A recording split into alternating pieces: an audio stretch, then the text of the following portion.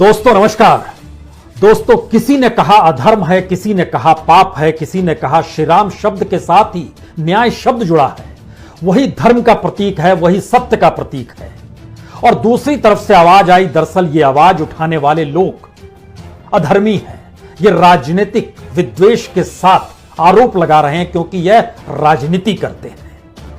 और इस लकीर के ठीक समानांतर एक दूसरी लकीर इस देश के भीतर जब खींची कि इस देश में अर्थव्यवस्था डामाडोल है, इस देश के भीतर में बेरोजगारी चरम पर है, इस देश में महंगाई इतनी ज्यादा बढ़ गई है कि बैंकों से जो इंटरेस्ट रेट भी मिलता है वह भी महंगाई दर से कम हो चला है।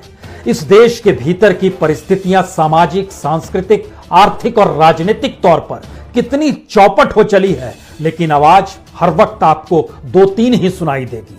एक आवाज राष्ट्रवाद की रहेगी, एक आवाज राष्ट्रभक्ति की रहेगी, एक आवाज राजनीतिक तौर पर धर्म का आवरण ओढ़कर धर्म के साथ अधर्म करने की सोच पाले हुए लोगों पर निशाना साधने की होगी।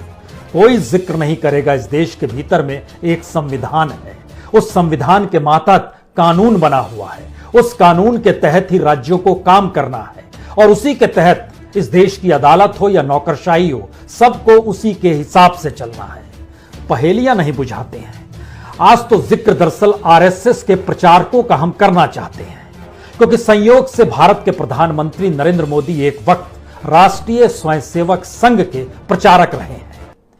और इस वक्त जमीन के हेरफेर के मसले में जो शख्स कटघरे में खड़ा है और वह जन्मभूमि तीर्थ ट्रस्ट के जो महासचिव के तौर पर हैं, विश्व हिंदू परिषद के अंतर्राष्ट्रीय महासचिव हैं चंपत राय, वह भी एक वक्त राष्ट्रीय स्वयंसेवक संघ के प्रचारक ही रह चुके हैं। और प्रचारक का मतलब आरएसएस के भीतर क्या होता है, अगर आरएसएस के संविधान को देखिएगा या किसी भी सर संघ चालक के द्वारा लिखी गई कुछ पंक्तियों को जिक्र कीजिएगा, जब भी प्रचारक का जिक्र होगा वैसे ही आपके सामने यह सवाल आएगा कि आरएसएस के संपूर्ण ढांचे की रीढ़ ही प्रचारक होता है। वही रीढ़ जो एक वक्त नरेंद्र मोदी थे, वही रीढ़ जो एक वक्त चंपत राय थे, वही रीढ़ जो एक वक्त अटल बिहारी वाजपेयी भी हुआ करते थे। और वही अटल बिहारी वाजपेयी जब प्रधानमंत्री बने तो मुख्यमंत्री के तौर पर नरेंद्र मोदी को राजधर्म का पाठ उन्होंने गुजरात में जाकर पढ़ाया। दोनों प्रचारक थे। लेकिन संघ कहता है कि दरअसल जब प्रचारक राजनीति की दिशा में जाता है तो उसका राजनीतिक शुद्धिकरण हम कर देते हैं। राजनीतिक शुद्धिकरण इस देश के भीतर में प्रधानमंत्री मोदी का क्या आरएसएस ने किया, यह एक सवाल। दूसरा सवाल, शिक्षक की नौकरी छोड़कर विश्व हिंदू परिषद के जरिए इस देश के भीतर में राम मंदिर निर्माण के लिए जो अथक प्रयास चंपत राय जी ने किया, वो चंपत राय आज कटघरे में है। और कटघरा भी इस देश के कानूनों के मातहत है, लेकिन उनकी आवाज और शब्द जो निकलता है, हमारे ऊपर आरोप तो लगते रहते हैं। महात्मा गांधी की हत्या का आरोप भी एक वक्त लगा था। आप आरोप लगाते रहिए, हम काम करते रहेंगे। यानी इस बीच में कहीं कानून का जिक्र नहीं, इस देश में कैसे प्रशासन चलता है उसका कोई जिक्र नहीं। तो आज जरा प्रचारकों की स्थिति को समझिए, क्योंकि प्रचारक के बारे में बहुत साफ कहा जाता है, बहुत कर्मठ होता है। पारिवारिक दायित्वों से मुक्त रहकर जीवन भर वह संघ को समर्पित होता है। सन्यासी नहीं होता है, लेकिन राष्ट्र कार्य में कोई बाधा ना आए इसके लिए सतत प्रयास करते रहता है। और ये प्रचारक राजनीतिक तौर पर जो प्रचार करने वाले लोग होते हैं वैसे नहीं होते हैं। यानी ये नेताओं की तरह जनसभा नहीं करते हैं, प्रचार माध्यमों का उपयोग नहीं करते हैं, बल्कि ये अपने तौर पर संगठन करता होते हैं। व्यक्ति व्यक्ति के मन में स्वदेश, स्वराष्ट्र, समाज में प्रेम जगाते हैं और संगठन से जोड़ना सिखाते हैं। और कुल मिलाकर राष्ट्र कार्य में जो भी जीवन आहूत हो जाए उसी दिशा में तो ये लोग काम करते हैं। तो चंपत राय जी पर आप आरोप कैसे लगा सकते हैं, और देश के प्रधानमंत्री पर भी आप कोई भी आरोप और कोई भी सवाल उनसे कैसे पूछ सकते हैं। बात चंपत राय जी से शुरू की जाए या प्रधानमंत्री मोदी से की जाए, जिक्र तो आरएसएस के प्रचारक के तौर पर निकलकर इस देश को संभालने वाले और इस देश में राम मंदिर को लेकर जो सबकी आस्था है, इस देश के राष्ट्रपति ने भी अपने पास अपनी जेब से पैसा दान किया है, मुख्यमंत्री तक ने दिया है, लोगों ने दिया है। और सब ने इतना पैसा दिया है कि जो टारगेट भी रखा गया उस पैसे के भी एट पार पहुंच गया। लेकिन कानून भी तो कुछ कहता होगा, उस दिशा में कोई क्यों नहीं सोच रहा है। हमें लगता है बात आज जमीन से ही शुरू की जाए और उसकी जरा तथ्यों को समझने की कोशिश इसलिए जरूरी है क्योंकि यह तथ्य सामने आ नहीं पाते हैं। कुछ तथ्य इस रूप में निकल कर आए कि देखिए 2010 में फिरोज नाम के एक शख्स के पास 180 बिस्वा जमीन थी। वहां पर जो एकड़ और जो हम लोग नापते हैं कि भूमि, वहां पर बिस्वा कहा जाता है। 180 बिस्वा जमीन जो थी उन्होंने बबलू को दे दी थी।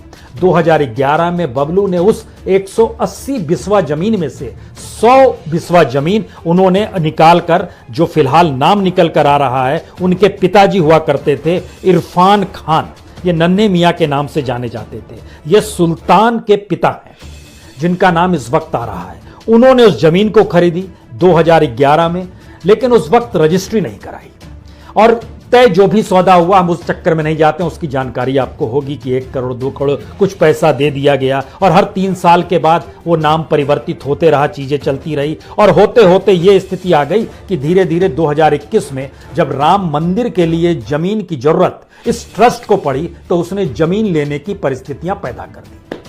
लेकिन सवाल यह नहीं है कि जो चंपत राय कह रहे हैं या देश के रिपोर्टर और मीडिया जिन आंखों से देखना चाह रहा है उससे इतर जरा समझने की कोशिश कीजिए। कुछ देर के लिए भूल जाइए धर्म, श्री राम, राम मंदिर, सिर्फ जमीन की परिस्थितियों को समझिए और उसकी स्थिति में अगर आप खड़े होते तो क्या होता। उत्तर प्रदेश में एक कानून काम करता है, यूपी भूमि विक्रय कानून।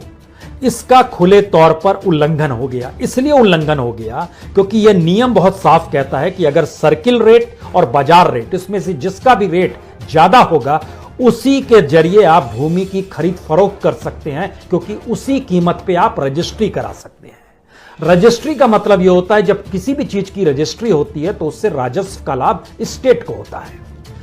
अब जो 2 रजिस्ट्री कराई गई 2 करोड़ और 18 साढ़े 18 करोड़ में, सवाल यह नहीं है इस बीच में वो कहेंगे सौदा तो 2011 में हुआ था, बढ़ते बढ़ते 2021 में उसकी कीमत इतनी हो गई तो हम इस दिशा में क्यों जाएंगे।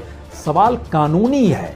सवाल यह है कि जब आप भूमि विक्रय कानून को देखेंगे तो उसमें जो भी व्यक्ति सर्किल रेट या बाजार रेट से कम कीमत पर रजिस्ट्री कराता है तो वह कानूनी दायरे में आ जाता है। इससे रजिस्ट्री कराने के दस्तावेजों को जब आप परखना शुरू करेंगे तो इसमें तो सीधे तौर पर अयोध्या के जो भी एडीएम रेवेन्यू है या जो भी सब रजिस्ट्रार है उनको तो तत्काल निलंबित कर दिया जाना चाहिए। इसलिए करना चाहिए कि एक कीमत 2 करोड़ की, एक कीमत 18.5 करोड़ की और जमीन एक ही और रजिस्ट्री का वक्त एक ही। राजस्व का घाटा आप किसे पहुंचा रहे हैं? स्टेट को पहुंचा रहे हैं और स्टेट के जरिए ही आपकी कमाई और आपको नौकरी मिली हुई है। राज्य सरकार का भी यही काम है। इस दिशा में कोई देखने को तैयार नहीं। और रजिस्ट्री के दस्तावेज जब तैयार होते हैं तो उसमें एग्रीमेंट टू सेल का पूरा विवरण शुरू से होता है। इसलिए जब हम आपसे इस बात का जिक्र कर रहे थे कि 2010 में यह जमीन फिरोज नाम के शख्स के पास थी, फिर वो 2011 में इरफान खान उर्फ नन्हे मियां के पास आ गई जो कि सुल्तान के पिताजी हैं। 2015 में उन्होंने इरफान खान ने अपने बेटे सुल्तान के नाम पर वो जमीन कर दी और ये होते होते यह स्थिति आ गई। पहला झटका कानूनी तौर पर है, यह ऐसी क्यों स्थिति निकल कर आई। दूसरी स्थिति, इस देश के भीतर में विश्व हिंदू परिषद को लेकर चंपत राय जी ने बहुत काम किया है। आरएसएस के किसी भी व्यक्ति से पूछ लीजिए, बहुत काम किया है। अशोक सिंघल जी चेहरा थे लेकिन पर्दे के पीछे चंपत राय जी खूब काम किया करते थे। कहते हैं जिस वक्त बाबरी मस्जिद थी उस वक्त भी पूरी प्लानिंग चंपत राय जी की ही। यह भी कहा जाता है उन्होंने जितनी मशक्कत की उसी का एक असर था कि 5 अगस्त 2020 को जब भूमि पूजन हो रहा था और प्रधानमंत्री वहां पर मौजूद थे, भूमि पूजन के लिए पूजा पाठ कर रहे थे, उस समय मंच संभाले हुए शख्स जो था वो चंपत राय जी थे, क्योंकि उनकी महत्ता बड़ी है, कतई इनकार नहीं है, बड़ी महत्ता है उनकी। लेकिन सवाल यह है कि देश एक कानून से चलता है, देश जिन परिस्थितियों से चलता है उसमें विश्व हिंदू परिषद जमीन की खरीद फरोख्त की स्थिति में कैसे आ गई, जबकि सुप्रीम कोर्ट ने जब ट्रस्ट बनाने की परिस्थितियां निर्देश जारी किया और ट्रस्ट बन गया, उसमें केंद्र सरकार ने जब 70 एकड़ जमीन भी दे डाली और वो अधिकृत केंद्र सरकार ने की थी, तो ट्रस्ट ने ये खुद तय कर लिया कि अब इसका विस्तार देना चाहिए और 108 एकड़ तक मंदिर का परिसर रहेगा और उसके बाद जमीन की खरीद फरोख्त शुरू होती है। उसी के दायरे